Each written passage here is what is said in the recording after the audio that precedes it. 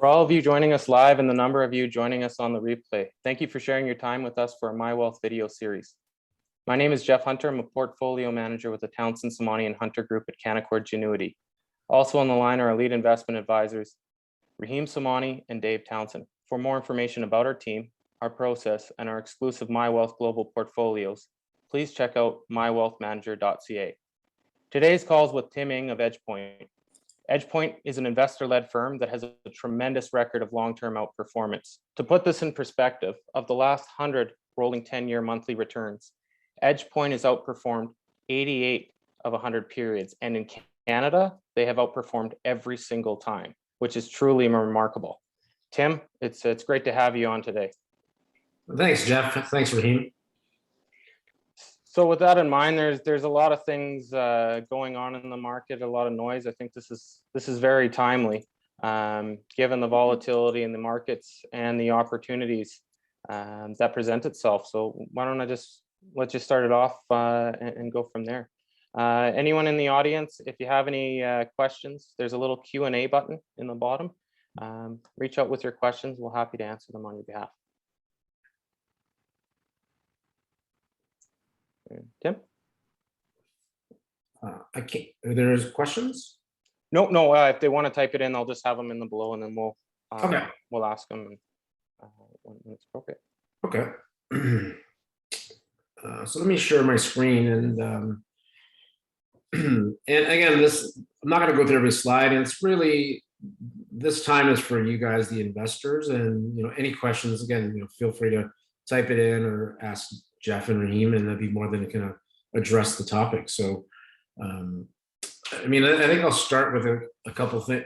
Just talk about the markets in general, and because obviously, the markets are pretty choppy these days, and just to give a sense on where we believe markets could be in terms of historical, what's happened and what it could lead to. But the first slide is this is the most important slide in the whole deck. It's called the disclaimer slide, right? We're not forecasting here, making investment recommendations. All I'm trying to do is give you information to help you work with Dave and Raheem, and obviously consult, Dave and Raheem for advice. So there's a few points here we can talk about, and I know Jeff and Raheem said that you guys, some of you do own Cimbria, and a bunch of you guys don't Edgepoint, so we can walk through Cimbria as well. But really, the first point is what to expect the last decade. This is probably one of the more important points of the things to talk about today. So I'm going to go through it. So if you think about where we are today, and I'm just trying to get to the slide start. If you look at the past 10 years, right? Let's say back to 2010, 2011, returns have been pretty nice in the equity market. So let's call it anywhere from 10 to 15%. In our minds, where we're starting today, returns should probably be less than they were the last 10 years in terms of being compounded. And why do I say that? If you look at this slide, this is market valuation, indices at near record levels. So this chart goes back 25 years to about 1996. And what this chart shows is the current forward P as of June 30th this year of the S&P sits at about 22.7 times, which is materially higher than the long-term average of 17.7. And then 10-year bond yields are sitting at 1.5%, which is materially lower than the average of 3.6. So really, this chart should indicate to most people that based on the starting point today, the returns going forward will not be as attractive as they were in the markets the last 10 years. Because if you go back 10 years, let's say 2011, you've got equity valuations that were below long-term averages, and you had bond yields close to long-term averages. So that's really an indication to us.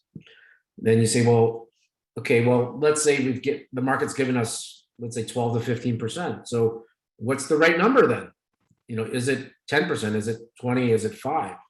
I think if you look at this next chart, this will really tell you what returns probably should be over the next 10 years. This chart says entry price dictates returns. And how it works is, it looks a little busy, but it's pretty easy. The vertical axis going up says this is the return. This is what the return should make.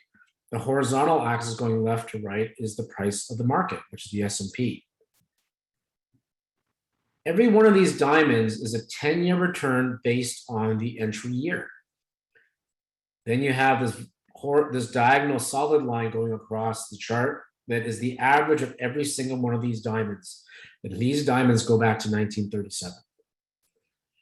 And what you have is this one vertical line here, which is it says the current PE, and this is trailing PE as of March 30th this year.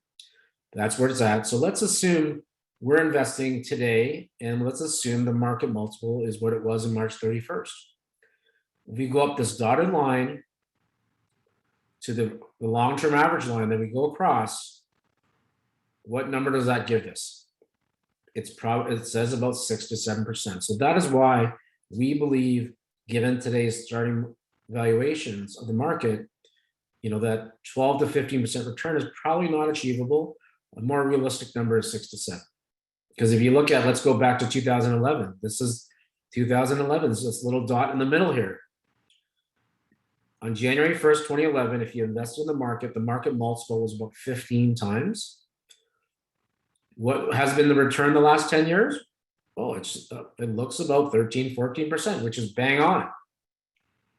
So again, hopefully it just gives people a sense that, yes, returns have been very good the last decade. Given where we are today, we believe returns going forward will probably be leaner than we've seen in the past. And then if you look at this slide, it says the last decades. What this slide is showing us is in a index-like portfolio, 60-40 balance, which is where most investors would sit, there's been 6 times in the last 120 years where the average 60-40 balance made no money. You've got these shaded areas here, and the most recent, what you'll see is around 2000 to 2010, which really coincided with the dot-com bubble. And the two characteristics that were present at the beginning of every single one of these lost decades were either higher equity prices to start and or low real yields. And real yields is essentially the difference between inflation and interest rates. You can see on July 1st where we sit. So the message, again, this thing is pretty clear that if you're looking at passive, and you're probably looking at leaner returns. So therefore, we believe we could be entering the age where active management makes sense, which means working with a professional advisor to pick stocks that businesses that they believe and you believe will grow, or work with active managers like us to be able to generate returns. And then there's always the question of why don't I want to just own the ETFs of the index, because it's done so well the last, call it, decade. And you can look at this chart. One of the reasons is the valuations, where the valuations are stretched a bit in the index. The other reason could be is that there is concentration risk. So you can see with this chart, the S&P 500 as of June 30th, the top 5 names comprise of 21.81%. The top 10 names is 28.55%. And this is not a question whether these are good or bad businesses. This is a question, does it make sense to take on this type of concentration risk at these valuations? And you can go back to historical data, which is 2000, where some people might remember a company called Norto was 33% of the TSE back then. Did it make sense to own put 33% of your money when you invest in the index? And it didn't work out back then. And we are saying there could be risk to owning a handful of companies that are very top weighted right now in the US. Oh, we got a question. How will China affect North American markets with the bankruptcy of the major property developer? Obviously, you're talking about Evergrande. That's a great question. And the answer is, to be honest, no one really knows. And I'm trying to be honest. We've been talking about it, and more than likely, Evergrande is massive. The debt levels they have is one of the largest in the world. Now the question is, if that falls, or if and when that falls, will there be a trickle-down effect of global markets? To be honest, we don't know, because no one knows what the Chinese government thinks, but we've been trying to take some educated calculations and saying there's probably a high probability the Chinese government bails this company out. And we believe that is probably what's going to happen. So you won't see a massive trickle-down effect. And if you look at the last, call it 5 years, a lot of businesses have been trying to de-lever in China based on the government's kind of instructions. So will there be, real estate development kind of issues in China? We believe so. We believe there was an overbuild, right? Like we've seen cities that were built and no one lives in, right? So there definitely was an overbuild of real estate. The key is, will it affect global markets or North American markets? We don't know, but we don't believe it'll be a massive type of, let's say a Lehman issue, right? What happened in 2000 with the US, but we do believe that companies like Evergrande will probably get bailed out by the Chinese government. But I think the key is, if you look at it, like volatility like that in our minds creates opportunity, right? Like if you see the volatility we're seeing recently, I mean, it's really normal. For whatever reason, it's normal. And try to find businesses that are probably less exposed to them, but for some reason are being dragged down by it, right? So hopefully that answers your question. Is there a follow-up to that?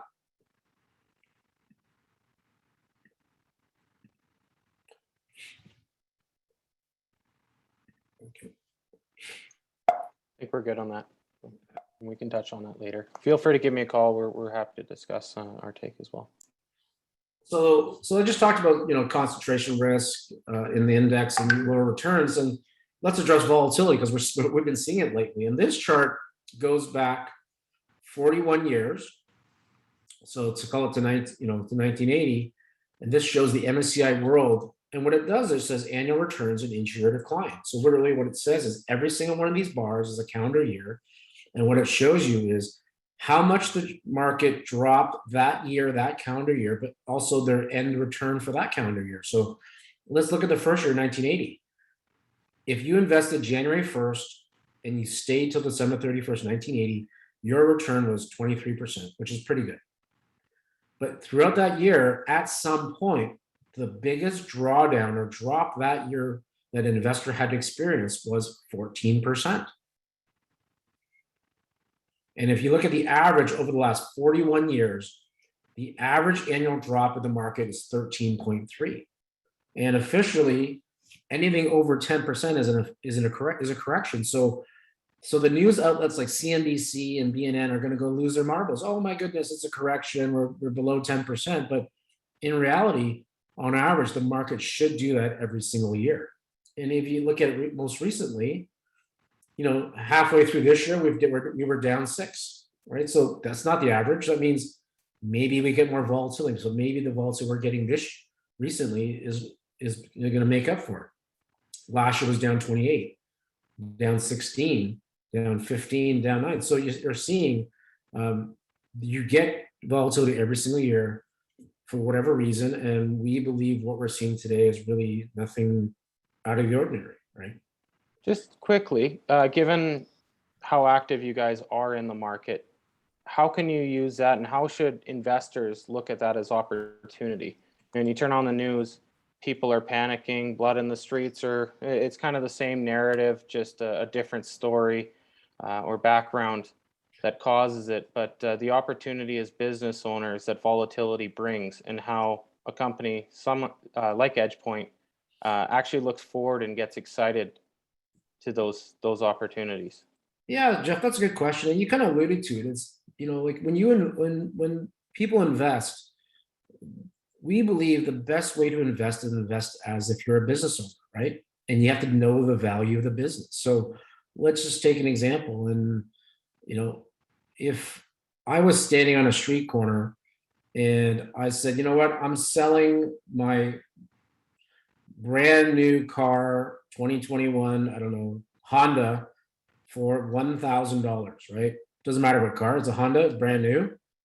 Or let's say Tesla, because everyone loves Tesla, right? So I'm going to say when I stand at the street corner, I'm going to say, I'm going to sell my brand new Tesla Model 3 for $1,000. What do you think is going to happen? There's going to be people running towards me to try to buy it because they know that value of that car is much higher than $1,000, right? But then if somebody buys it for 1,000, then they try to sell it for 100,000. He or she's not going to get any takers because everyone knows that car is not worth $100,000.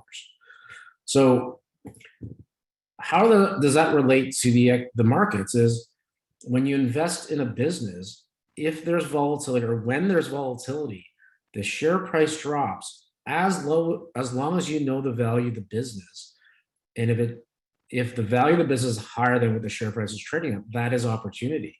And that is the hardest thing to do. So, what we do at EdgePoint, we don't spend our time trying to predict interest rates or predict what direction the market goes. We spend our time looking at individual businesses to try to determine what is the true value of this business, right? Not what the share price is trading at.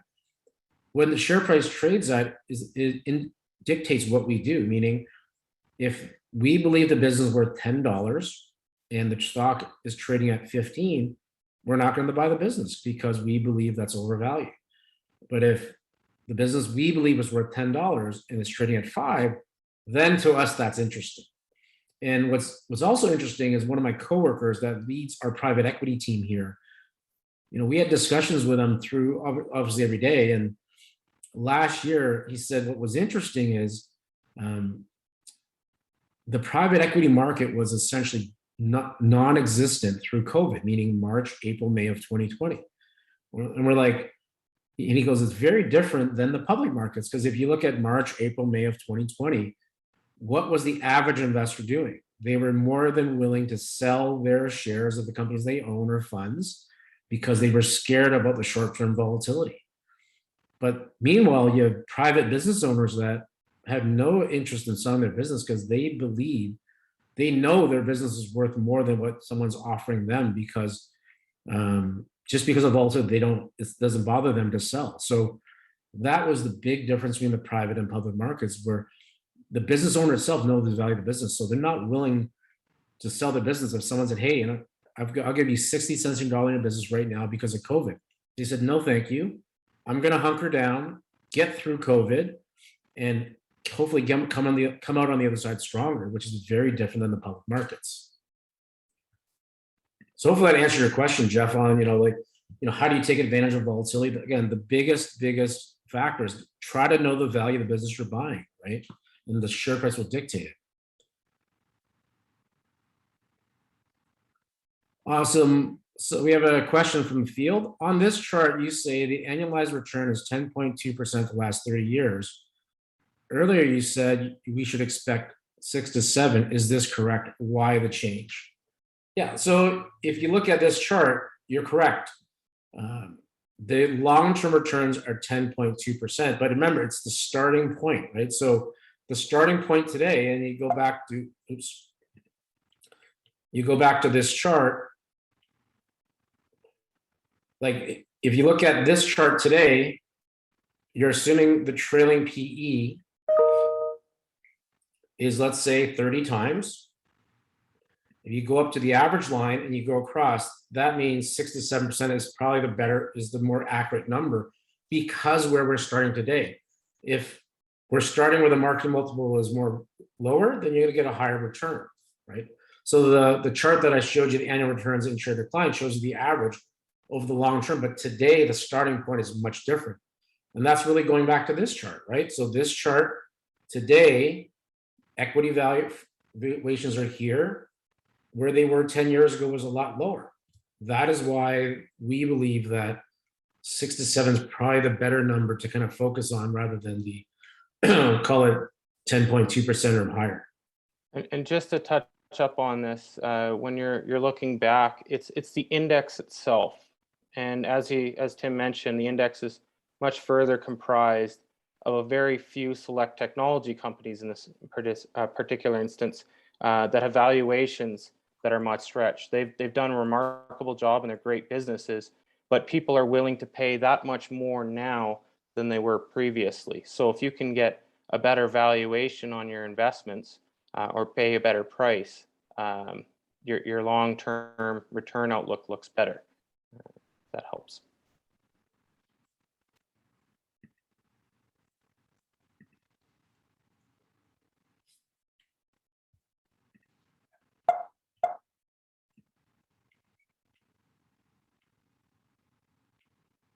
So that's kind of the the 5-10 minutes I wanted to spend on what the markets in terms of talking about return expectations, where we are. We do believe that equities is still the better place to be relative to fixed income. If you look at the interest rate environment where we're sitting at all-time lows, and if you look at interest rates, there's really only 3 directions they can go, right? Either down, flat, or up. And we're not macro people trying to guess, but I think if you ask the average, most people, going down is probably the least probability of interest rates. It's either going to stay flat or slightly rise at some point. And so given where we're starting in fixed income, if they rise a little bit, that means equity markets are still better to be invested in for the long term. But even in the equity markets, we believe you have to be very, very selective on what you're going to own. Okay, another question from the field. Is it prudent to start accumulating gold and silver to hedge a downside risk in the markets? Also, what about precious metal equities? For us, this is probably a better question for Raheem and Jeff in terms of that's really about asset allocation, right? So, I can answer it, but I don't know if you guys want to take a stab at it first. But I think, okay, so Jeff, point to me. So if you look at it, why would you want gold and silver? People say it's diversification and an inflation hedge. So the first really question is, do you believe there will be inflation? That's going to be the first question you have to answer for yourself or ask Jeff and Raheem. And, you look at it in our minds, with all the stimulus that each of the global governments have injected into their respective economies, historically, that will peak its head in inflationary pressures, right? If you look at it, I don't know about you guys, but I feel inflation every day, right? Like you go to the supermarket, nothing's cheaper than they were 2 years ago, right? You look at, I just bought a new fridge because my fridge just blew, right? So fridge just cost me $4,000. And one of my friends said, I didn't know it cost that much. I said, well, I don't know. I just bought this fridge, right? So you look at little, I have friends of mine that golf.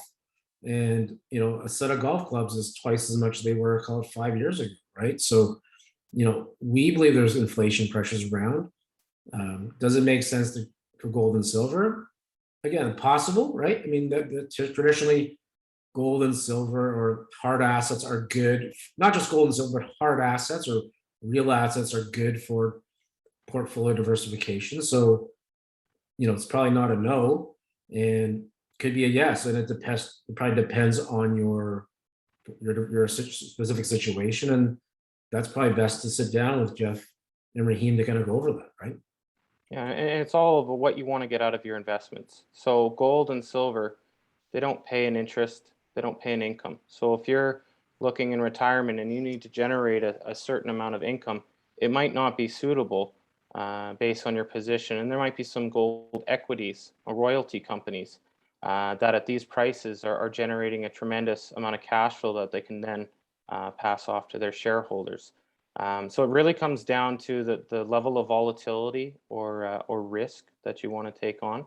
And that's more of a you question than what we think question. So feel free to reach out to Dave, Raheem, or myself, and we're more than happy to talk to you on that. Yeah, I can disclose in our global portfolio, we do have a position in a gold royalty company.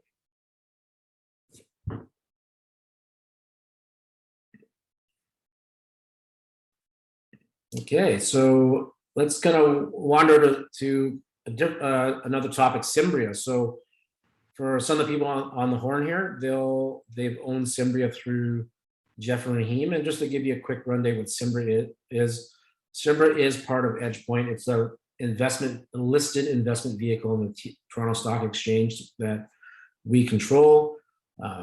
Is essentially Cimbria owns a basket of public companies.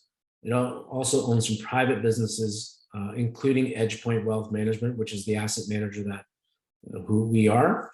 So just to give you a quick rundown, there's a website here that you can go onto that you can see more information.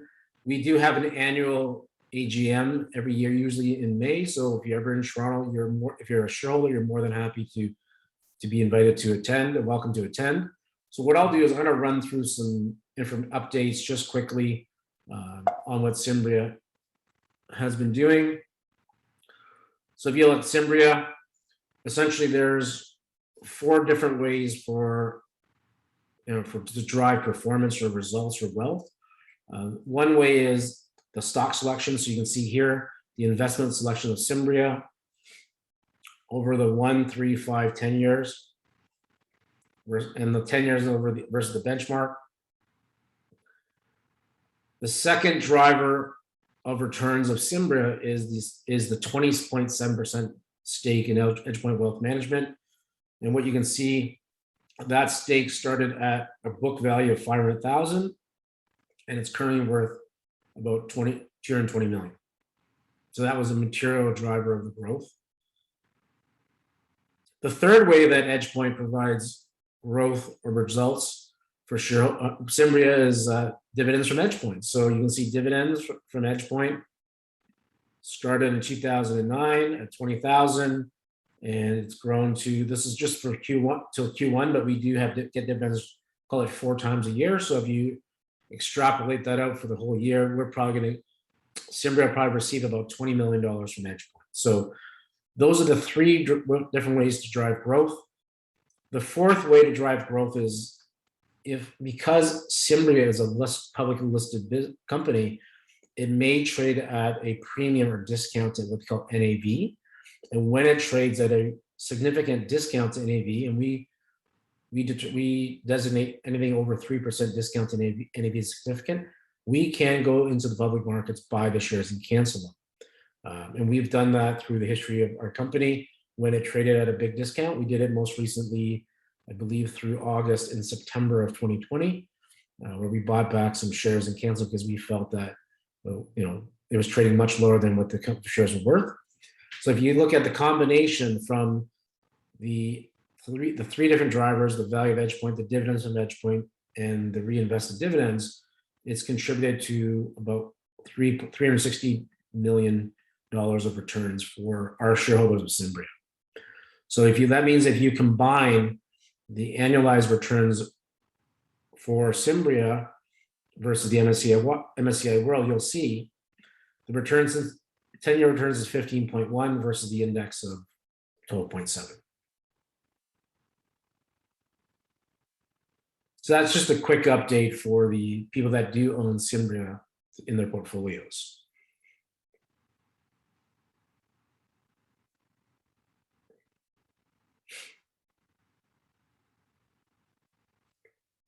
We got a question.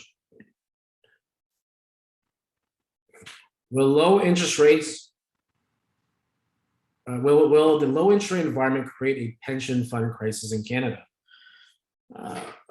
That's another fantastic question, and it's probably not going to be a problem just for Canada. It'll probably be an issue for most pension funds, even in the US and anywhere else. And that's why, if you look at, historically speaking, you go back 50 years ago, all the textbook would say all you need to do was own some stocks and bonds and you're covered, right?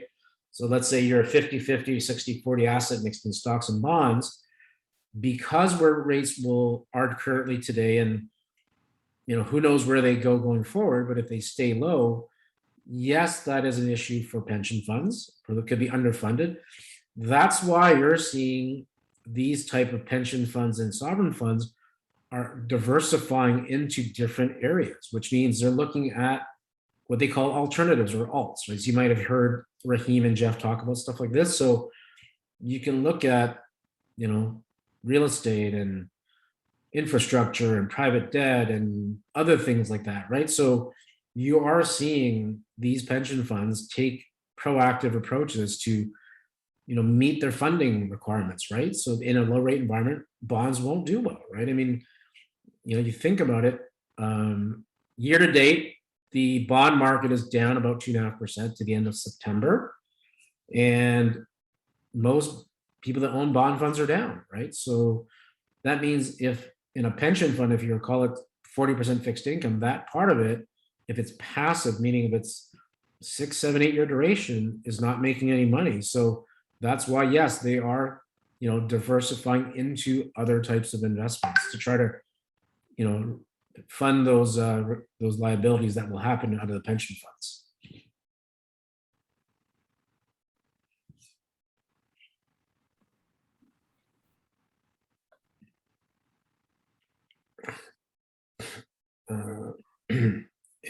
Where Hey, Tim, Raheem here. I'm just going to ask you a couple questions. We face a number of clients every day. Some are executives, some are foundations, families, younger investors. A lot of them just want to make money, right? That's the end of the game, right? For them, investing is a process by which they want to reach goals. And the goal is to make money at the end of the day, better than sitting on cash. You at EdgePoint are investors as well. What percentage do the management and principals own of EdgePoint? Yeah, that's a great thing. Let me share this slide with you guys. So let me just go through. So this will probably be the best answer, Raheem. So you look at EdgePoint, just to let people know who we are if you don't. So we're a private investment firm. We've got about 90 odd employees in the firm, and a large percentage of us are partners in the company. If you look at it, you can see this chart alignment of interest. So collectively, the employees of EdgePoint have about $350 million of our personal wealth tied up in the company. And for most of us, most of the senior people, 100% of our wealth is tied to the company. Like I don't own any other mutual fund. I could own, I am allowed to buy other mutual funds, and I choose not to because I believe we have the best investment approach and the right structure, right? So there's a massive alignment. So if you look at it, we think of it just like the way we invest, like a business owner. So if you're a business owner, what's the most important? You need to clothe your family, feed your family, and shelter your family. And we believe the way we manage money is the most prudent to get our clients and ourselves to what we call point B, whatever that is, retirement, sending the kids to school, or whatever. Over the long term, we believe the way we do things is the most prudent. That's fantastic. And and a second follow-up question: what's the average tenure of your portfolio managers? I think what's a misnomer out there amongst investors is the continuous turnover of portfolio managers through other firms, a lot of movement in and out of mutual funds. That's why we were very strict on our criteria of who we select to manage our client capital. What's the average tenure per se of an employee in your firm? And being private and being buy-side friendly, which means you're co-invested with investors. You have some thoughts on that? Yeah, and I think it boils down to being a partner of the company, right? So yourselves and your clients and people on the video here. If you think about it, an owner of a business tends to stick around for the long term, right? So if 99% of us in the company are owners of the business, you're not going to leave. So if you look at our investment team, which is about 15 people deep, since inception, so 2008, we've had one person leave the company, and that person left for health reasons. So I still talk to him. He's a great friend of mine.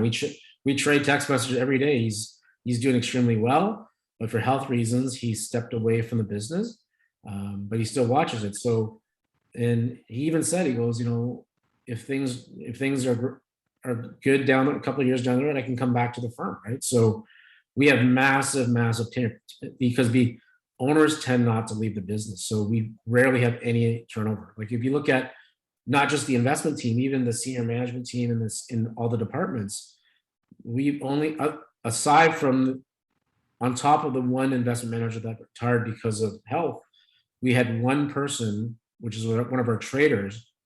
leave because he wanted to follow his passion to teach CFA class for some reason. Right? So, and that's it. So we don't get turnover. And that's because owners tend not to leave their business. And that was one of the things when our 4 founders started the business. They said, how do we build a company with great culture? How do we build a company where people don't want to leave? And one of the ways is to make the employees owners of the business. So you work harder and smarter for the business. And I believe everybody that's listening on the call will probably understand, like, if you own a business, how do you incentivize employees to work harder and smarter? You make them owners of the business, right? Right. 2 other questions. Valuation. If you're a value investor, certain criteria you're going to take into consideration when you're looking at a business. The ever paramount factor of ESG, social governance, environmental, is starting to creep into various sectors, whether it's oil and gas, technology, infrastructure. And I think the question now for value investors is, how do you take this into your valuation approach? Thoughts from EdgePoint on that? How do they look at this new metric? Is it a metric that's under consideration? And looking at businesses where you are going to invest for the long term, what sorts of criteria are you looking at when you're evaluating these companies from an ESG standpoint? Yeah, that's a great question, right? Obviously, that's been a huge topic, and especially it's come up the last few years. At EdgePoint, our investment approach, we are our company, we are what they call a participant of the UNPRI, which is the United Nations Participant for Responsible Investing. If you look at the way we invest, to be honest, we've never used an ESG. We don't use an ESG screen. Say we don't like, meaning we won't invest in firearms and tobacco. That's not what we do. What we're trying to do is invest in world-class businesses which are the best at what they do. And it's just being responsible, just part of it. Meaning if we're actually visiting the businesses, sitting down with senior management teams, visiting the companies on site, we're going to find out if they're doing things that are not pseudo-responsible, right? Like if they're dumping chemicals in the local waterways or using whatever, child labor, like that stuff that's going to come out as we do our kind of groundwork due diligence. We believe it's important. If you think about from an investment approach, how is this affecting us?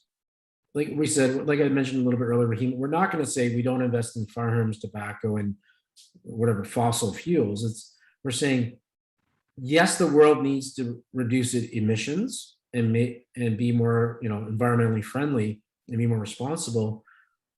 What businesses out there are actually making an effort to be more ESG friendly? And you look at a company like TransAlta, which is we all know what TransAlta is, gas company. They're going to be reducing their emissions by a massive amount over the next 5 to 10 years, and that's going to help the world be better. And that's a company that we said, they're listening to what's happening around the world, and they're going to try to adapt to it. And that's what we're trying to do, is rather than omit sectors, is say what companies are actually kind of adapting and being more ESG friendly. And we believe that's an opportunity, right? That's a good transition. So, as an investor myself, and along with our clients, question always becomes, what are the names there in the market that EdgePoint is very high on for the long term, not as traders, but as business owners. So, at certain points of the EdgePoint portfolio, which are some names that you could speak about that would kind of quantify and, illustrate some value that investors should look at that you feel would be important to communicate? Yeah, so let me flip through this slide here. Oops. That's great. My slide that just crashed. Let me pull it back up. I love technology. Let me pull back up. Pull mine up too if it's not working.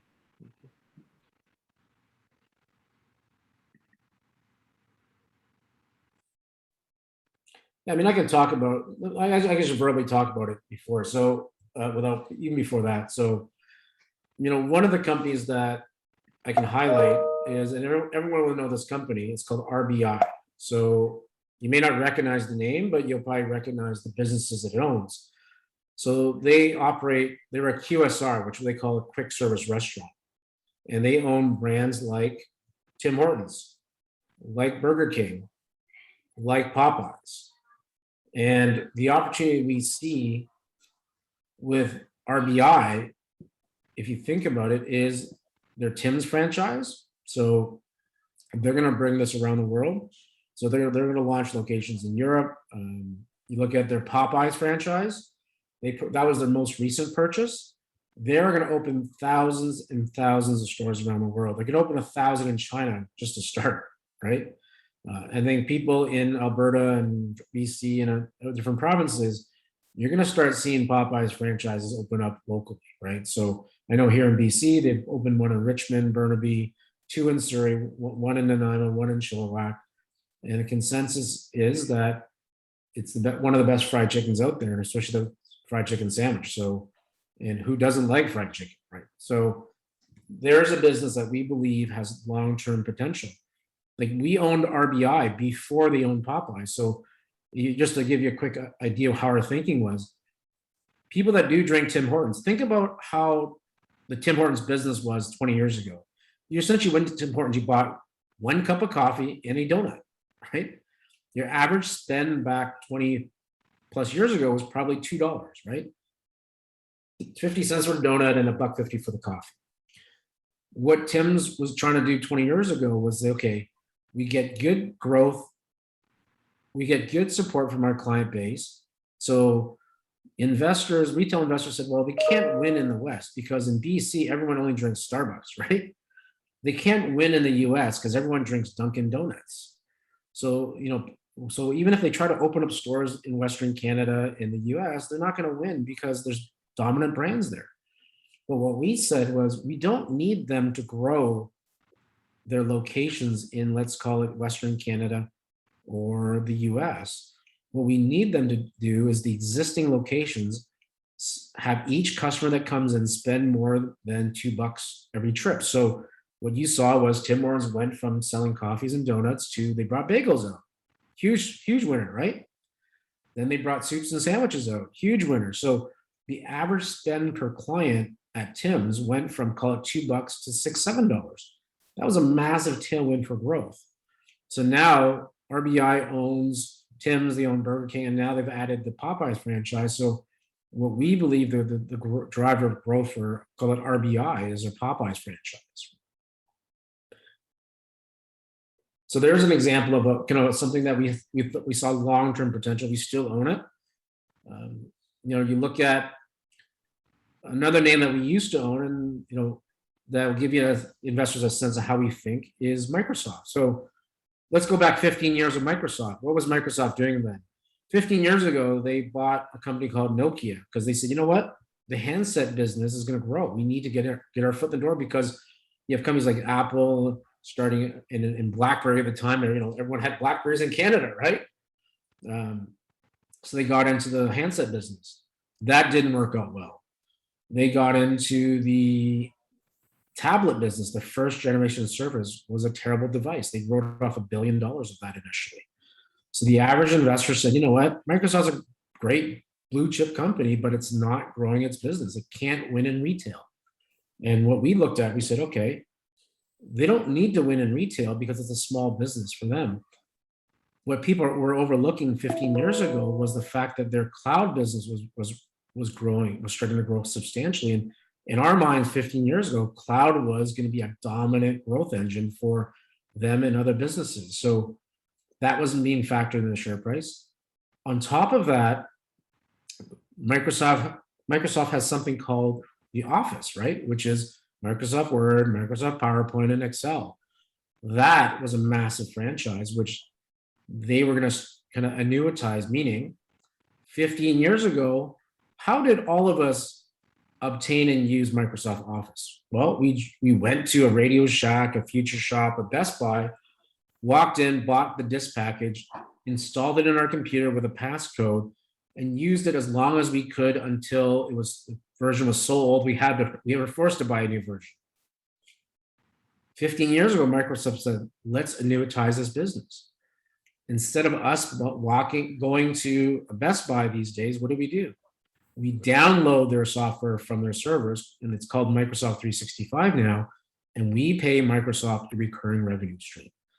So there's an example of a large mega cap company that we felt was being overlooked 15 years ago by the average investor because they couldn't win in retail, but there was massive growth engines underneath. And we bought it. It was undervalued. We sold it about 5 years later. Albeit we sold it early. We should have kept it a little bit longer, but that just gives you an idea how we think.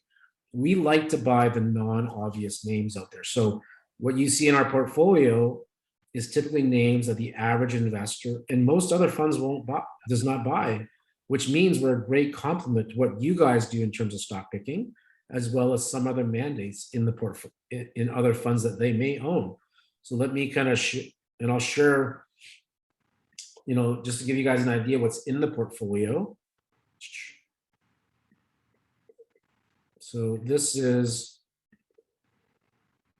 what you'll see here. This is the pie chart. This is our approach to managing risk, diversified by idea.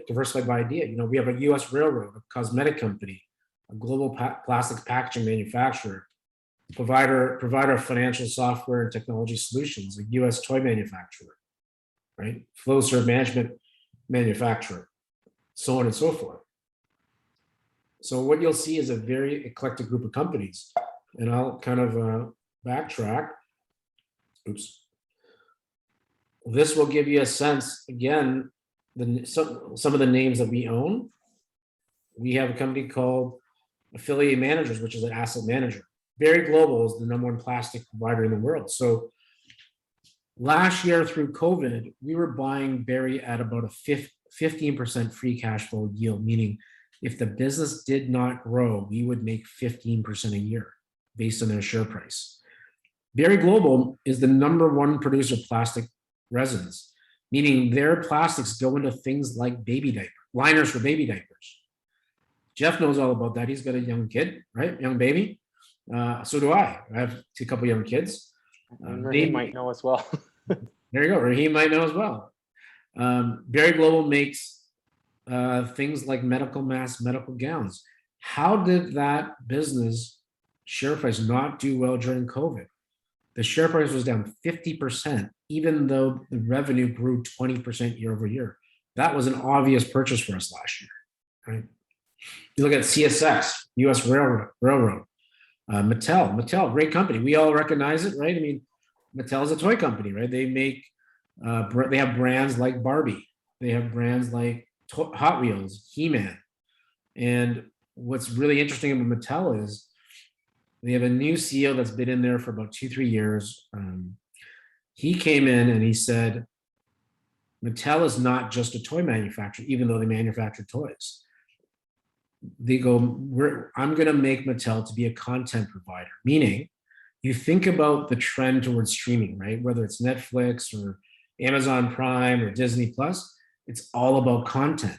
They have strong brands like Barbie, Hot Wheels, He-Man, etc.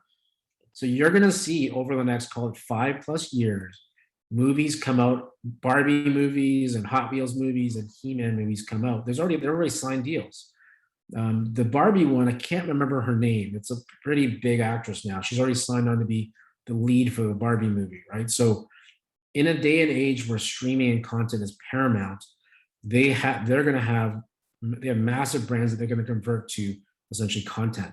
And obviously that will be sold to, they've signed on with many movie production companies to bring it to market, right? And so on and so forth. So you can see the names that we own on the left here. A very eclectic group of companies, very different than the index. We have one name that overlaps with the index, which is Bank of America, right? So our portfolio is what we call the non-obvious winners, which is a great complement to what typically Dave, Jeff, and Raheem would do on the individual stock basis, as well as most other funds. So that's a good sort of interjection here, is that you have value companies that are in growth mode. So you have the intersection of companies that are extremely valuable, but have an opportunity to grow their earnings, cash flow, and for investors, grow their wealth moving forward. And that's why you guys sort of separate yourselves and allow us to position you for client portfolios to build that return for the long term. I have no more questions, Jeff. I think the element here is that, and you can actually just cross the screen, is second level thinking. With the markets and the length that we've had, you have to do a little bit more work to find the value, and you'll be rewarded for that. Thinking like the herd only lasts in certain periods, but finding quality lasts for the long term. And you do have to do a little bit of diving in. You have to meet the companies, and there's very few that have the flexibility that EdgePoint. One of the things that's interesting that I think that really took me in is they have so few investment products, yet they have such high investment from their employees. It's you go to another firm, you can buy like you can buy a precious metals fund, you can buy an energy fund, you can do this. They focus on a few things and they do it really well. And they've been able to do it really well over a long period of time, and it shows. So yeah, so you look at this chart, the second level thinking. It just, again, what Jeff said, it's just, we tend to look at what we call the non-obvious names, right? So, the obvious name is first level thinking. Nothing wrong with these businesses. But the second level thinking, in our minds, gets you exposure to similar areas, but at what we believe a much more attractive valuation. And in our minds, entry price always dictates returns, right? What you pay for any investment today will dictate what you make in terms of returns down the road. You look at, Rahim talked about value and growth, and you look at it here, right? This is a spectrum of different businesses we own and where they sit on a valuation scale, right? So we've got some businesses like AMG and Barry that look more value-y, but then we've got higher PE names like a Shiseido, Middleby, and Prairie Sky and things like that are on the higher. So we're not bucketed into value or growth. We never do that. And here's actually the results of not bucketing ourselves to value or growth. So you look at this chart. This is the EdgePoint Global Portfolio since inception to April of this year. Our returns for a $20,000 investment has grown to $120,000. If you were to put that same 20,000 in the growth index, would have made 117, so almost the same. And if you put in the value index, you'd made 65 grand. So you make money in all three cases. But what you can see is, we're not just growth, we're not just value, we're a combination of both. Like, one of our senior people says, we don't like to say we're value and growth, we're business owners. And our approach, if you're going to put us in a corner and tell you, it's a make money box, right? Our job is to try to make money prudently for ourselves and our unit holders over the long term. Perfect. Well, just in the interest of everyone's time, feel free to reach out to any of us, myself or Rahim or Dave. If you have any follow-up questions, we can get a direct call or direct answer from EdgePoint and get back to you on that. Margot Robbie is the Barbie for the next movie. Check your email in the coming days for replay information. For those from the Yukon, I will be up next week and be meeting with clients, so expect for me to reach out to you shortly if something works, depending on your level of comfort. We do realize it is a challenging time. And with that, thank you again, and we'll see you guys soon enough. Bye. Thank you, everybody. Thanks, Tim.